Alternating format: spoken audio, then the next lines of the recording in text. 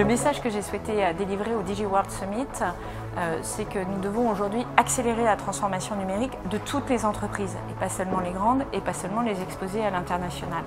Pour cela, le gouvernement s'engage. Il s'engage en accompagnant la croissance des startups, il s'engage en accompagnant la croissance de la deep tech, qui a besoin de plus de financement et de plus de temps pour réussir, mais il s'engage aussi en accompagnant les entreprises industrielles plus matures et les TPE-PME du commerce, des services, pour attraper et faire du numérique des opportunités business plutôt que d'être dans le saisissement et la fatalité par rapport à ces transformations et finalement voir leur part de marché se réduire par la concurrence d'autres acteurs plus numérisés.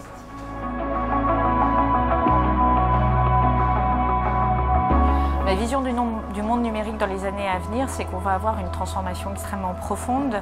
Le premier élément, c'est une transformation des compétences.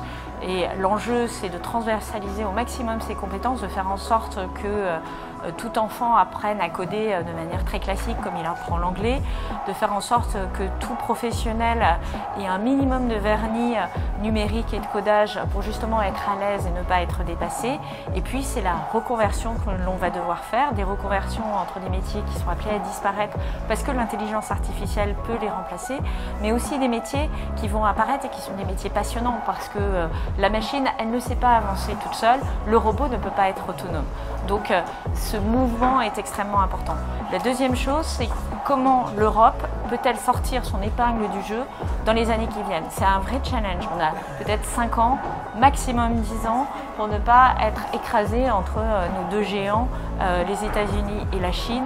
C'est là que ça se joue. C'est pour ça qu'il est si important d'avoir un commissaire européen puissant sur ces sujets-là. C'est pour ça aussi que la France est extrêmement engagée pour amener les autres pays européens à investir massivement.